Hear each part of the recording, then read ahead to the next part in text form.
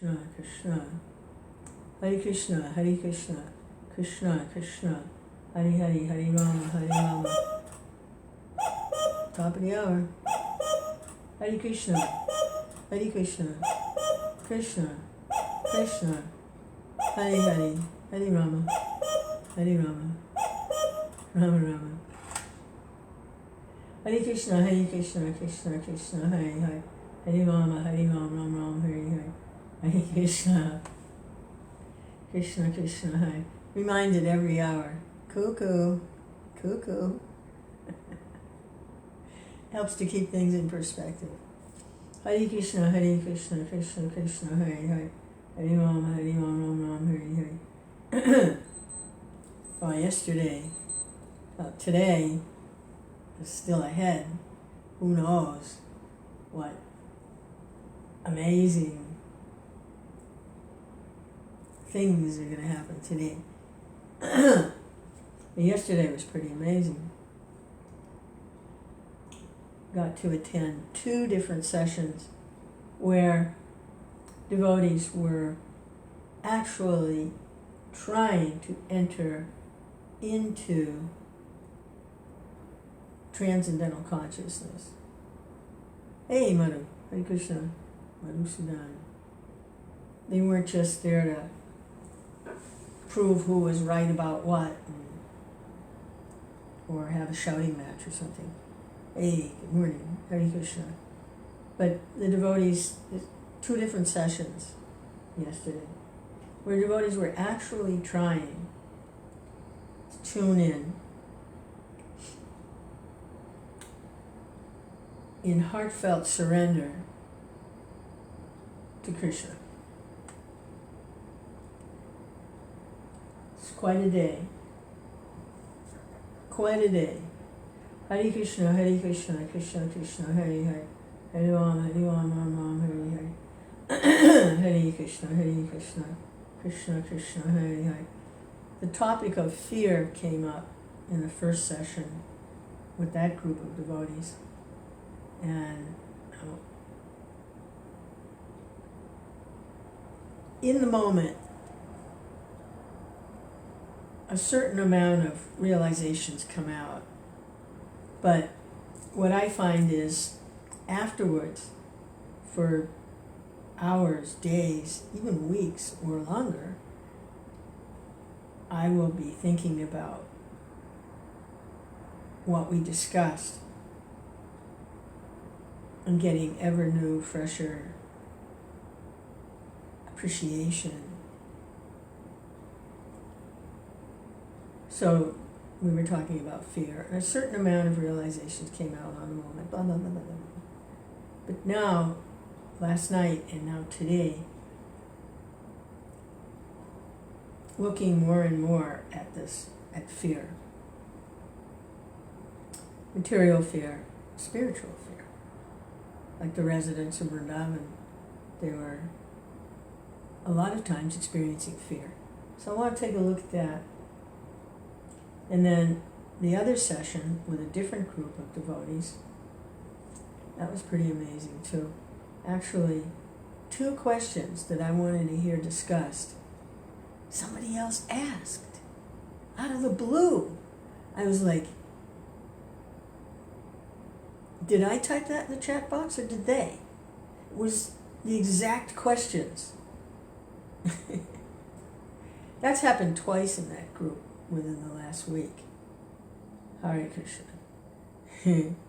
So, Hare Krishna, Krishna, Krishna, Hare Hare. Hare Rama, Rama Rama, Hare Hare. Having a good time. Hare Krishna, Krishna, Krishna, Krishna, Hare Hare. Hare Rama, Rama Rama, Hare Hare. Hare Krishna, Krishna, Krishna, Krishna, Hare Hare. Hare Rama, Rama Rama, Hare Hare. Just have a couple more rounds, and then read a little something from Krishna book. Hare Krishna, Krishna, Krishna, Krishna, Hare Hare. Hare Rama, Rama, Hare Hare. Hare Krishna, Krishna.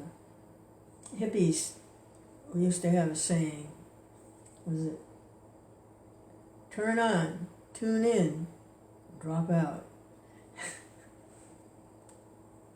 So turn on, tune in, drop out of the material quagmire. Hare Krishna, Hare Krishna. Turn on, tune in. Hare Krishna, Hare Krishna. Stay high forever. Hare Krishna, Hare Krishna. Krishna, Krishna, Hare Hare. Hare Ram, Ram Ram, Hare Hare. No drugs needed. Hare Krishna, Hare Krishna. Krishna, Krishna. Hare Hare, Hare Rama, Hare Rama. Rama Rama, Hare Hare, Hare Krishna, Hare Krishna. Krishna, Krishna. Hare Hare, Hare Rama, Hare Rama. Rama Rama, Hare Hare, Hare Krishna, Hare Krishna. If you need an assistive substance, you then offer your food to Krishna, and then you'll have your supportive substance. Hare Krishna. Hare Krishna, Hare Krishna, Krishna Krishna, Hare Hare. Hare Ram, Ram Ram, Hare Hare. Hare Krishna, Hare Krishna. Krishna Krishna. Hare Hare, Hare Rama, Hare Rama. Rama Rama, Hare Hare, Hare Krishna, Hare Krishna. Krishna Krishna. Hare Hare, Hare Rama, Hare Rama. Rama Rama, Hare Hare, Hare Krishna, Hare Krishna. Krishna Krishna. Hare Hare, Hare Rama, Hare Rama. Rama Rama, Hare Hare, Hare Krishna, Hare Krishna. Krishna Krishna. Hare Hare, Hare Rama, Hare Rama. Rama Rama, Hare Hare, Hare Krishna, Hare Krishna. Krishna Krishna.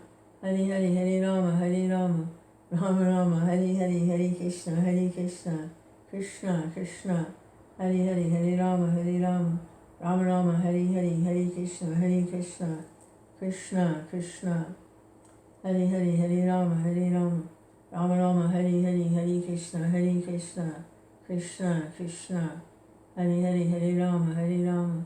Rama Rama, Hare Hare, Hare Krishna, Hare Krishna. Krishna Krishna. Hare Hare, Hare Rama, Hare Rama. Rama Rama, Hare Hare, Hare Krishna, Hare Krishna.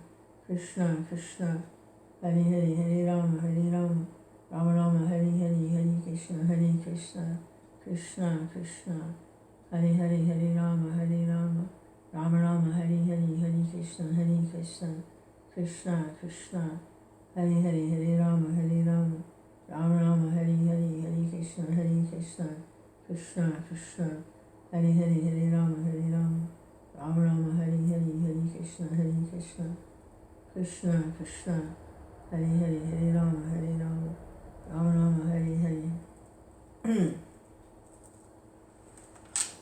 So there was a few of us. We were gathered together and reading the prayers of Lord Brahma to Krishna after he was humbled by his attempt to challenge Krishna.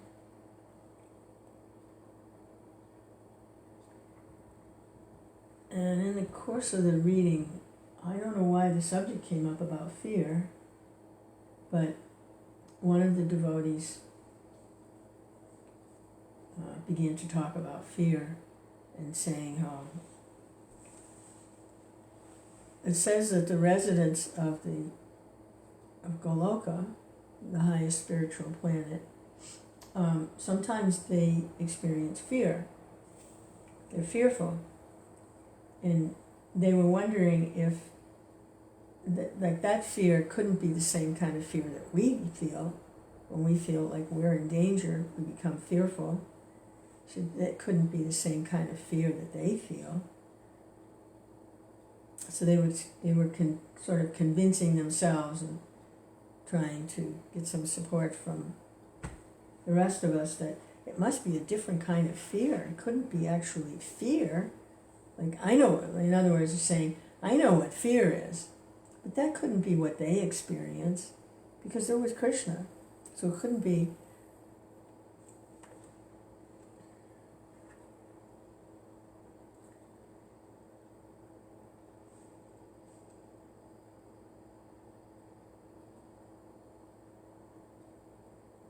But it is. Fear is fear. If it's just misplaced. Fear for the material body is misplaced. But fear in relationship with Krishna is properly placed, and there's no forgetfulness of Kṛṣṇa. It's just experiencing fear. Fear in an illusion state, materially placed fear, there's no remembrance of Kṛṣṇa, not really. You're just afraid of what you manage to accumulate might get taken away, or fear for the body, some disease, maybe a virus or something, or fear of being left alone, that a loved someone you're attached to in a personal relationship, something might happen to them, or they might leave you, to become fearful. But the experience of fear, that feeling of fear, is the same feeling. It's just that it's in relationship with Kṛṣṇa, and there's no forgetfulness of Kṛṣṇa. So in one sense, it makes it even more intense, because Kṛṣṇa is your only shelter,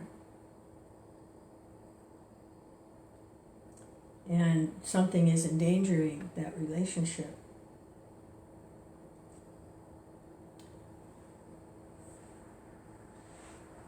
Either endangering Kṛṣṇa or endangering the devotee. But the fear is of losing Kṛṣṇa. That's where the fear comes in the spiritual world. That something will happen to disturb that relationship, and that causes fear. That something might happen to Kṛṣṇa. Of course, nothing can happen to Kṛṣṇa. Krishna is the Supreme Personality, and everything's coming from him, so nothing. There's no Frankenstein that's going to come. You know that Frankenstein, that movie, the doctor created a Frankenstein and then the Frankenstein attacked him. Well, no, that's not gonna. Nothing can really hurt Krishna. Balaram knows that.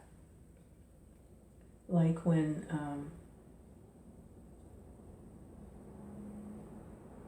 Krishna was fighting with the Kali, the serpent, he was only 6 or 7 years old. He was just a little, adorable little,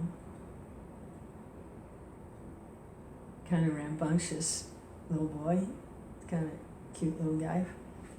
And he jumped in the water, and he was dealing with this huge snake in the water. And the residents on the shore, they loved Kṛṣṇa. They didn't know anything but Kṛṣṇa. They didn't think of him as God or the Supreme Personality. He was just the most adorable child for his parents, and the girls just loved him to death. He was their life. They would do anything for Kṛṣṇa. And his boyfriends, his cowherd boyfriends, they couldn't get enough of Kṛṣṇa, running and jumping and playing, and couldn't get enough. The games they used to play, fully absorbed, and fun, playing. And they lost consciousness. They passed out. It was as if they had died, because Kṛṣṇa was everything for them. And here he was, wrapped in the coils of a big nasty snake, serpentine creature, in the water. So they were very fearful. So if something happened to Kṛṣṇa, then what would they do? Because Kṛṣṇa was everything to them. But Balaram, he saw the whole thing, and he's like, oh. What are they all upset about? It's nothing. Kṛṣṇa could deal with this. Come on. He wasn't at all disturbed or like. But the residents of the village, they didn't see like that. So they were fearful something would happen to Kṛṣṇa. And then what would they do? Kṛṣṇa was everything to them. They would just die. There was no reason to live. That was their... So it means Kṛṣṇa's everything. But also, there's another instance where they felt fear for themselves, but in relationship to Kṛṣṇa. There was a forest fire. Actually, 2 times forest fires are described. But one time was after this incident with Kaliya, when Kṛṣṇa made the snake and all the others associated with him leave. They were all very tired exhausted from the experience, and it was too far to trek back to their houses in the village. So they just camped out on the bank of the Yamuna. They just sort of lay down, took some rest. And in the middle of the night, a fire started. And they became fearful that they would all die in the fire. The fire was going to consume them. They became very fearful that they would be consumed by the fire. So they took shelter of Kṛṣṇa immediately, even though he's just a little child still. They all approached Kṛṣṇa. Because that was the most important thing to them. Whether they died in the fire or not, they didn't want to be without Kṛṣṇa. But Kṛṣṇa put the fire out. He actually put the fire out. I think he inhaled it or something, and just took the fire and killed it. But the idea, again, is they weren't concerned about their bodies so much. They were concerned and fearful that somehow their relationship with Kṛṣṇa would be disturbed. Either something happening to Kṛṣṇa would disturb their relationship with him, or something happening to them would disturb their relationship with Kṛṣṇa. That's another reason why they were originally in the Mahavan forest.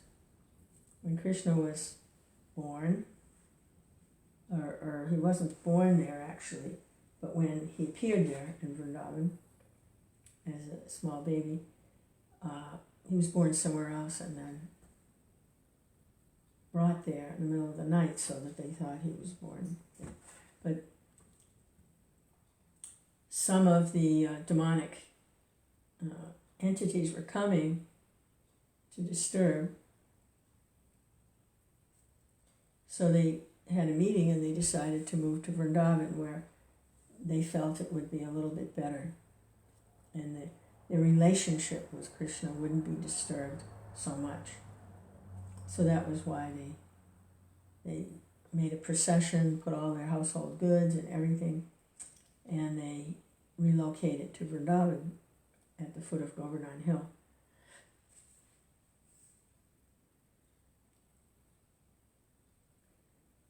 It really isn't so much about something happening to Kṛṣṇa. It really is about something happening to disturb the relationship with Kṛṣṇa. So that's where the fear is. Materially fearful about the body, something might happen and then I won't be able to enjoy sense gratification.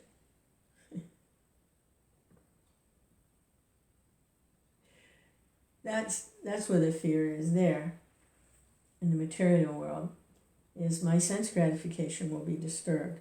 So that makes me fearful. Maybe I'll lose my money and then I won't be able to buy all kinds of toys. Or my sex life will be disturbed. Or it's about sense gratification. Or I'll develop some disease and I won't be able to eat nicely things to taste. So the fear is there. Someone's going to hurt me, my body. So, but the fear is the same. The feeling of fear is the same. I was thinking about, like, in a movie, you paid your money, or you went on Netflix or whatever you did, but you got a movie going. You know it's a movie, it's blips on a screen, it's actors acting out different kinds of scenes in order to elicit different kinds of emotions from the viewers. There's a plot, and they're demonstrating all kinds of things on the screen to elicit emotions for the pleasure of the viewer. And there's a scene on there that's very fearful. They're in a dark, spooky cave, and you get that, they play that funny music in the background. And you feel all the fear coming, and you feel fear. You get like an adrenaline response of fear watching these things, like a horror movie or something. And so you experience it. But what is it? It's just a movie on a screen. There's no real, it's just a movie on a screen. But you're experiencing fear. So the movie's through, and you go, oh, that was far out. This is a good movie. I got a lot of fear out of that one. Or whatever the movie is aimed at. But what we consider like real life, when these fearful things happen, is really kind of like that movie. We feel fear, like losing money or losing a loved one, or that there might be a plane crash, or we feel fear of all these different things. A vicious dog is barking and he broke his chain and he's running at you, you feel fear.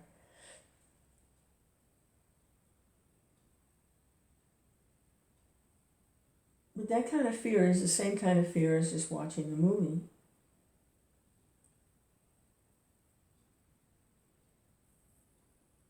But that same experience of fear is there in relationship to Kṛṣṇa. There's fear. But that fear is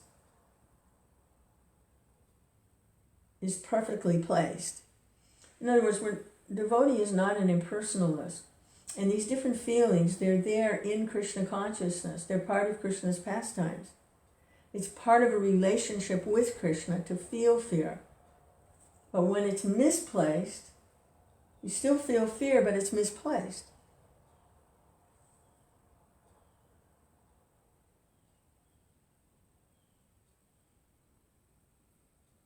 And become entangled in the illusion. When you feel fear in relationship to Kṛṣṇa, you're not in illusion. You're actually experiencing some sort of ecstatic mood in relationship to Kṛṣṇa rather than in relationship to a movie or your temporary situation in the material world. So fear is fear. It's just where is it placed? I mean, why is there fear in the material world? Because fear exists in the spiritual world. Fear exists in relationship to Kṛṣṇa, and when it's diverted into the illusory energy, it's still fear.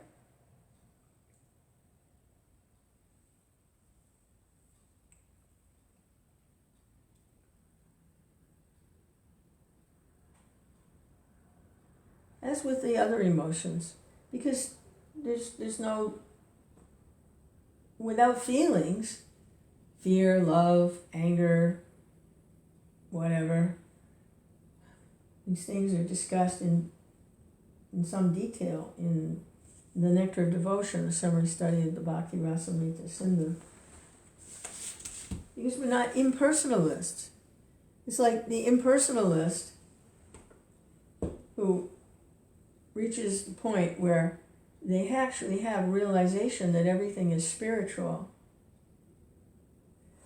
But because their experience of things like fear and hankering and lust and anger and all these things on the material, in the illusory energy, the material energy, is so disturbing, their conclusion is that the spiritual world, those things don't exist.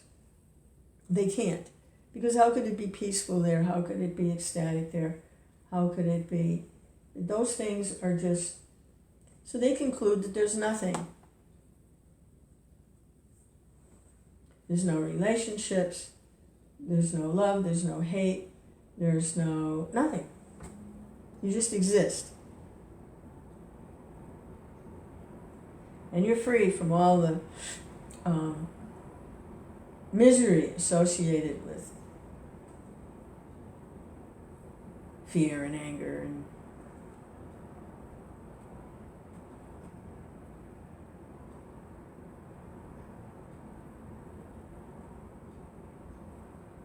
and that's attractive to some people who suffer very much in the material situation.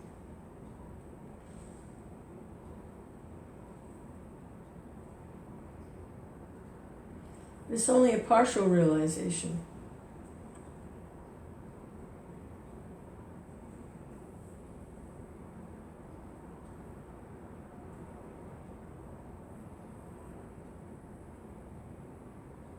Hare Krishna, Krishna Krishna, Hare Hare. When there's fear and anger and all of these things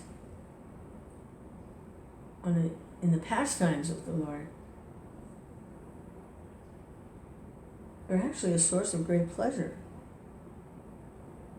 It's actually a very ecstatic experience. Be fearful of losing Krishna.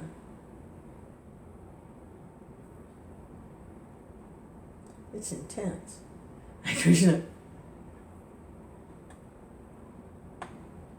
Hare Krishna, Hare Krishna, Krishna Krishna, Hare Hare. Hare Rama, Hare Rama, Rama Hare Hare. Hare Krishna, Hare Krishna.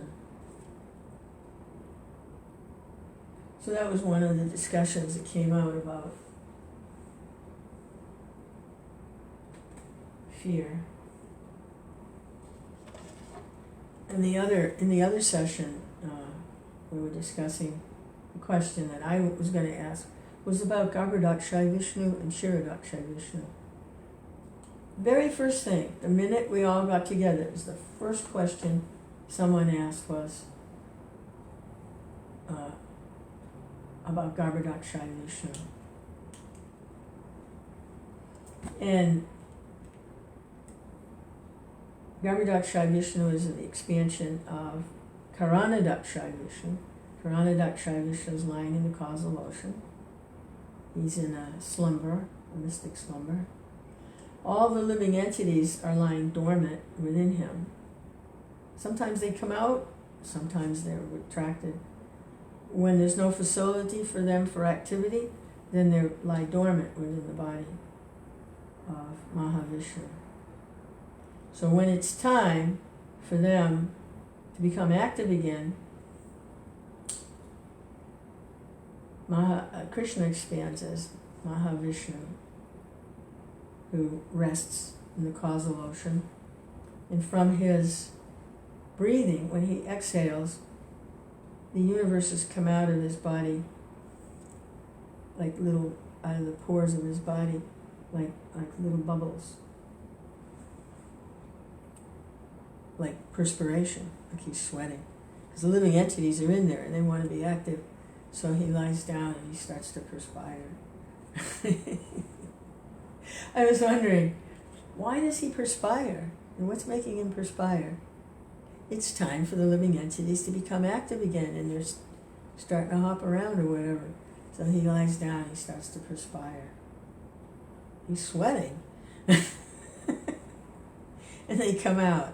The universes come out. And in each of those little bubbles, he expands again as Garbhodakshai Vishnu. And so the devotee asks, well, what kind of ocean is Garbhodakshai Vishnu lying down in? In those bubbles, it fills halfway with sweat. as salt water, sweat. So garba, sweat. So when he expands, he's lying down in an ocean of perspiration. This is pretty far out stuff. And from his navel, Lord Brahma is born, sitting on a lotus flower. His stem comes out of Garbhodakshai Vishnu. He's lying in an ocean of sweat. He's like, and Lord Brahma is sitting on top of the lotus flower. So my question is, okay, so where is Kshirodaksh? Who's Kshirodakshai Vishnu? And what kind of ocean is he sitting on? And where is that ocean? And how does that work? So nobody knew. One person quoted something from the 6th canto in the description of the universe about the 7 islands, and I think the 5th island or something, the 5th ring, is an ocean of milk. But they weren't sure if that was the same ocean of milk that Kshirodakshai Vishnu. So now we're in the universe, the Garbhodakshai Vishnu universe, and Hare Krishna. There's an ocean of milk in that creation, coming out of the navel of Garbhodakshai Vishnu with Lord Brahma on top. And within that are the planetary systems. And within there is an ocean of milk. Different kinds of oceans. The different islands there. There's an ocean of liquor, there's an ocean of salt water, ocean of fresh water. There's different oil, there's, I think, ghee, whatever. There's different kinds of oceans in there. And in that ocean, there is, in that system, planetary system, there's an ocean of milk. And then, so nobody could know where it was. So I did a search and I found in the 8th canto that it is that ocean of milk within the planetary system. And within that ocean of milk, there is an island called Svetadvip. And it is within the universe. And that's where Garbhodakshai Vishnu then expands to reside on that island, Svetadvip, on that ocean of milk within this universe. And Prabhupada explains in the purport that it's not really in the material world. It's there, but it's not material in any way, shape, or form. But it's there. It's a spiritual place. And Kshirodakshai Vishnu is residing there. And from Kshirodakshai Vishnu,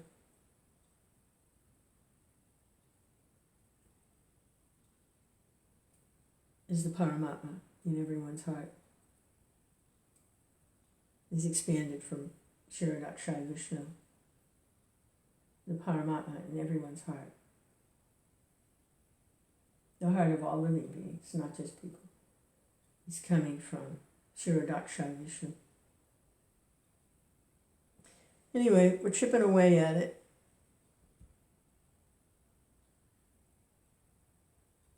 The information's coming, little bit. And that's where we're at with that. Also, all the incarnations within this universe are coming from Kshirodakshai Vishnu, who resides on Svetadvip in the ocean of milk. It's the same Svetadvip and ocean of milk that the demigods go to the shore of that ocean when they need help, and they offer their prayers to Kshirodakshai Vishnu.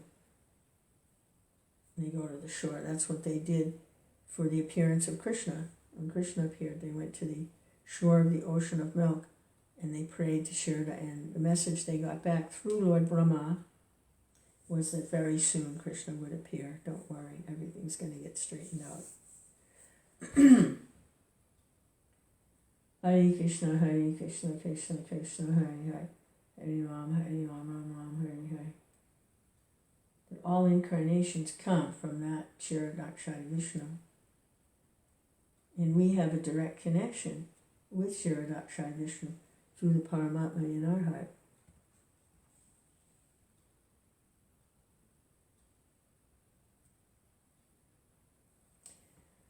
Krishna Chaitanya, Prabhu Nityananda, Shri Advaita Gadadhar, Srivasadi Gaur Bhaktavinda, Hare Krishna, Krishna Krishna, Hare Hare, Hare Rama, Rama Rama, Hare Hare. Oh boy, let's see what today brings. Oh, Mahabhagavati Dasi, Hare Krishna. I don't know if you're still here, but just some meditations out loud. Hare Krishna. So just going to read a little Krishna book. And it just so happens we're on chapter 30. Krishna hiding from the Gopīs. Hiding from the little village girls. Now remember, Krishna is like 8 years old here. What a rascal. Hare Krishna. Chant. Everything is in this 4 lines of this mantra.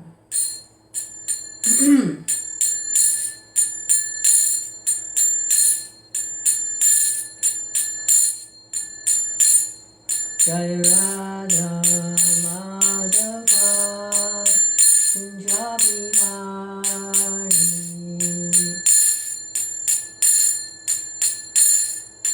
Gopi Chanavallabha Girivaridhari Yasodhanandana Rajashanarandana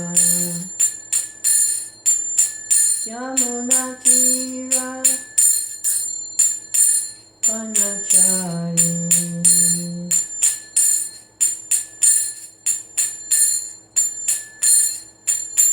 Hare Krishna,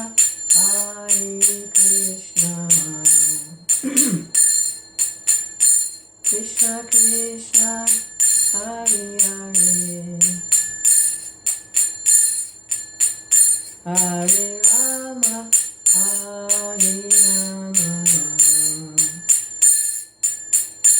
Rama Rama, Hare Hare. Jai Vishnupada, Paramahansa, Paramajakacharya, Asa Saraswati, Shishiman's Divine Grace, A.C. Bhaktivedanta Swami Prabhupada, Vanchikalpatarubhyascha, Kripasindhuya Evacha, Patitanam Pavanebhyo, Vaishnavabhyo Namo Namaha.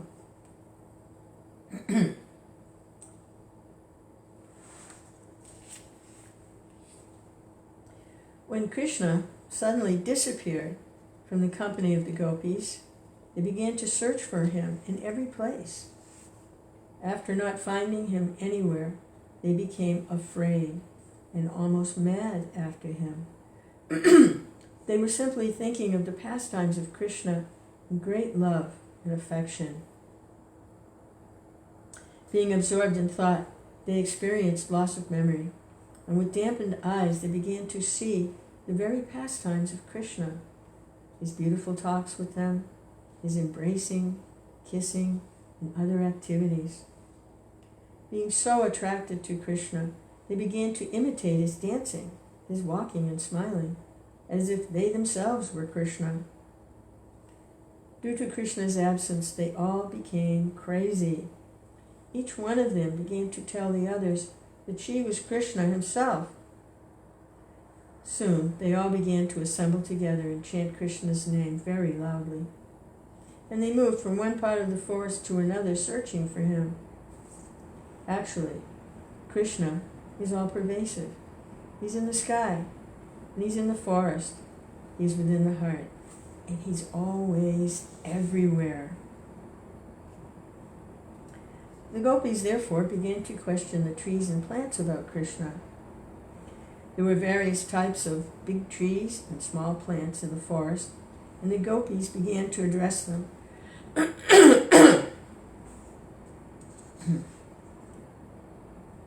Dear banyan tree, have you seen the son of Maharaj Nanda passing this way, laughing and playing on his flute?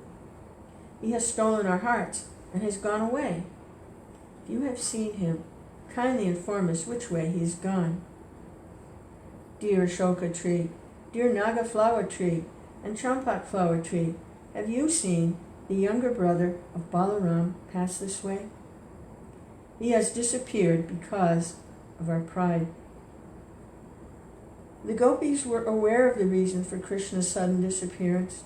They could understand that when they were enjoying Kṛṣṇa, they thought themselves to be the most fortunate women within the universe. And since they were feeling proud, Kṛṣṇa disappeared immediately, just to curb their pride. Kṛṣṇa does not like his devotees to be proud of their service to him. He accepts everyone's service, but he does not like one devotee to be prouder than others. If sometimes there are such feelings, Kṛṣṇa ends them by changing his attitude toward the devotee. The gopis then began to address the tulsi plants. Dear Tulasi, you are much beloved by Lord Kṛṣṇa because your leaves are always at his lotus feet. Dear Malati flower, dear Malika flower, dear jasmine flower, all of you must have been touched by Kṛṣṇa while he was passing this way after giving us transcendental enjoyment. Have you seen Madhava passing this way? O mango trees, O trees of jackfruit, O pear trees and ashama trees, O blackberries and bile trees and trees of kadamba flower, you are all very pious trees to be living on the bank of the Yamuna. Kṛṣṇa must have passed through this way. Will you kindly let us know which way he has gone?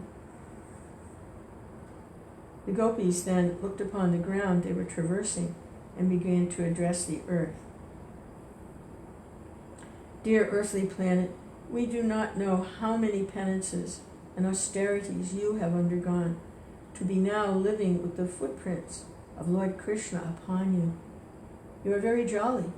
The hairs on your body are these jubilant trees and plants.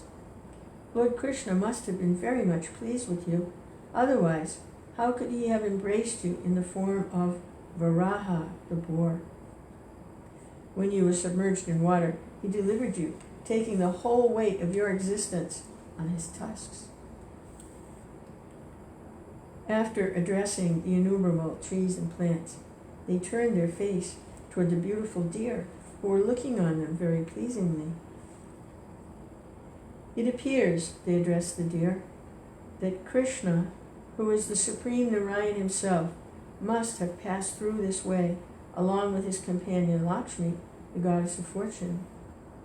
Otherwise, how is it possible that the aroma of his garland, which is smeared with the red kumkum from the breast of the goddess of fortune, can be perceived in the breeze blowing here? It appears that they must have passed through here and touched your bodies, and thus you are feeling so pleasant and are looking toward us with sympathy. Will you kindly therefore inform us which way Kṛṣṇa is gone? Kṛṣṇa is the well-wisher of Vrindavan. He is as kind to you as to us. Therefore, after leaving us, he must have been present in your company. O fortunate trees, we are thinking of Kṛṣṇa, the younger brother of Balaram. While passing through here, with one hand resting on the shoulder of the goddess of fortune, and the other hand whirling a lotus flower, he must have been very pleased to accept your obeisances, and he must have glanced at you with great pleasure. Some of the gopis then began to address their other gopi friends. Dear friends, why don't you question these creepers who are so jubilantly embracing the big trees as if the trees were their husbands? It appears that the flowers of the creepers must have been touched by the nails of Kṛṣṇa. Otherwise, how could they feel so jubilant? After searching for Kṛṣṇa here and there, when the gopis became fatigued, they began to talk like mad women. They could only satisfy themselves by imitating the different pastimes of Kṛṣṇa. One of them imitated the demon Putana, one of them imitated Kṛṣṇa and sucked her breast.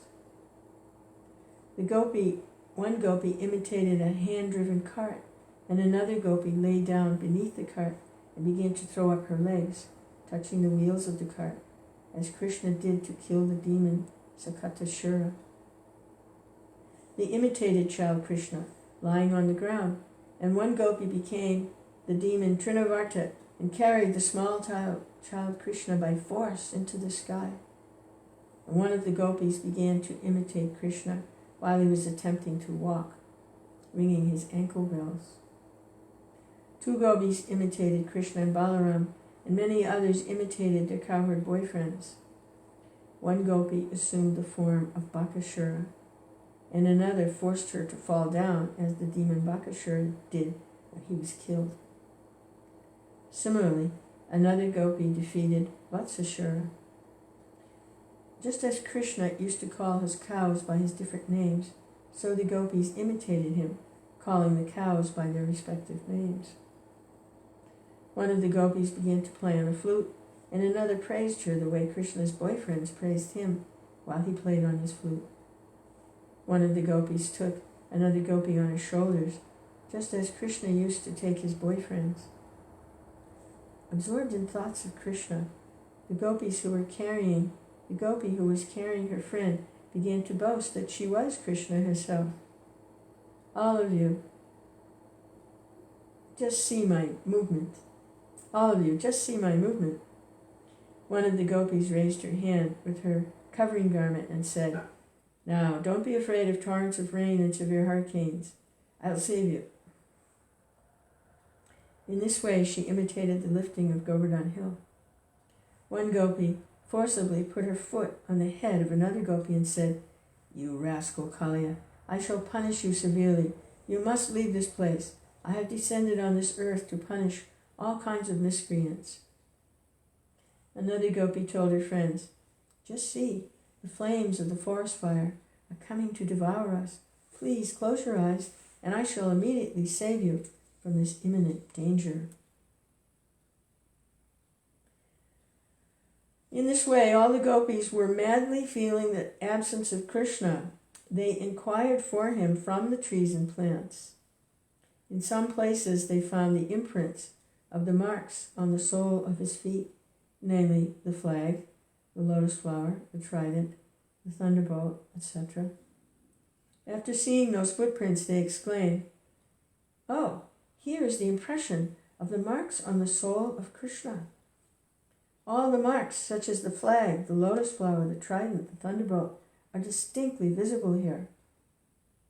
They began to follow the footprints, and shortly they saw another set of footprints beside them, and immediately they became very sorry. Dear friends, just see,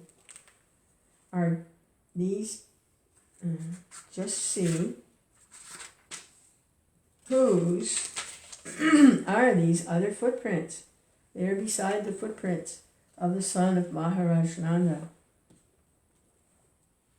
It is certainly Kṛṣṇa passing through, resting his hand on some other gopi, exactly as an elephant goes side by side with his beloved mate. We must therefore understand that this particular gopi served Kṛṣṇa with greater affectionate love than ourselves. Because of this, although he has left us, he could not leave her company. He has taken her along with him. Dear friends, just imagine how the dust of this place is transcendentally glorious. The dust of the lotus feet of Kṛṣṇa is worshipped even by Lord Brahma and Lord Shiva, with the goddess of fortune, Lakshmi. But at the same time, we are very sorry that this particular gopi has gone along with Kṛṣṇa, for she is sharing the nectar of Kṛṣṇa's kisses and leaving us aside to lament. Oh friends, just see, at this particular spot we do not see the footprints of that gopi. It appears that because there were some pinpricks from the dried grass. Kṛṣṇa took Radharani on his shoulder. Oh, she is so dear to him. Kṛṣṇa must have picked some flowers in this spot to satisfy Radharani, because here, where he stood erect to get the flowers from the high branches of the trees, we find only half of the impression of his feet. Dear friends, just see how Kṛṣṇa must have sat down here with Radharani and tried to set flowers in her hair. You can be certain that both of them sat together here. Kṛṣṇa is self-sufficient. He has nothing to enjoy from any other source. Yet, just to satisfy his devotee, he has treated Radharani exactly as a lusty boy treats his girlfriend. Kṛṣṇa is so kind that he always tolerates the disturbances created by his girlfriends. In this way, all the gopis began to point out the faults of the particular gopi who had been taken along by Kṛṣṇa. They began to say that the chief gopi, Radharani, who was taken alone by Kṛṣṇa, must be very proud of her position, thinking herself the greatest of the gopis. Quote, "Yet, how could Kṛṣṇa take her away alone, leaving all of us aside, unless she be extraordinarily qualified and beautiful? She must have taken Kṛṣṇa in the deep forest and told him, 'My dear Kṛṣṇa, I'm now very tired. I cannot go any further. Please carry me wherever you like.'"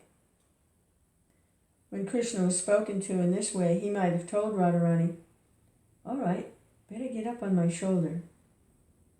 But immediately Kṛṣṇa must have disappeared, and now Radharani must be lamenting for him.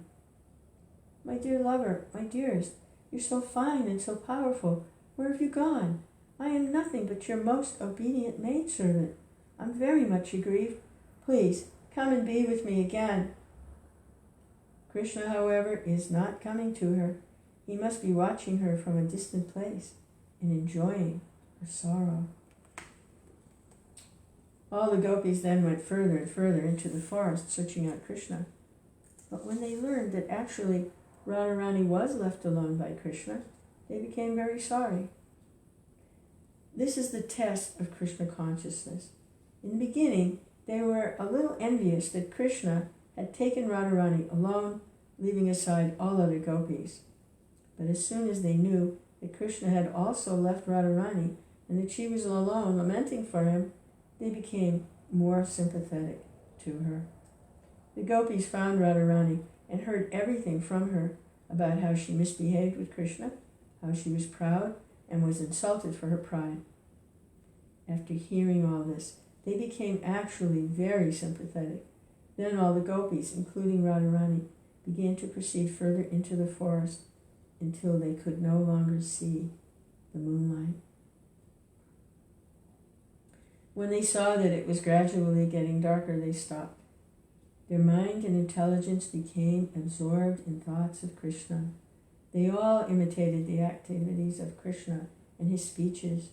Due to their heart and soul being completely given to Kṛṣṇa, they began to chant his glories, completely forgetting their family interests. In this way, all the gopis assembled together on the bank of Yamuna, and expecting that Kṛṣṇa must return to him, they simply engaged in chanting of the glories of Sri Kṛṣṇa.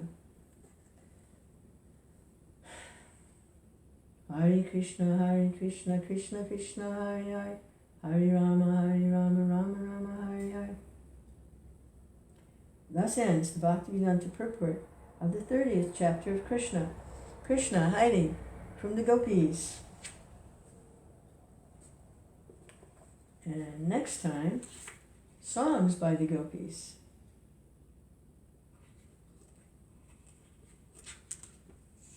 Chapter 31.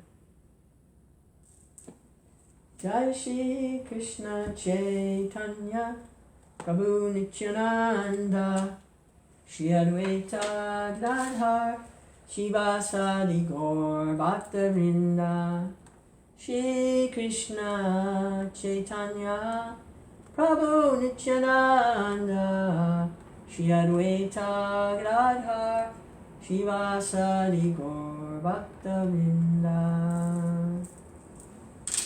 Hare Krishna. go in there.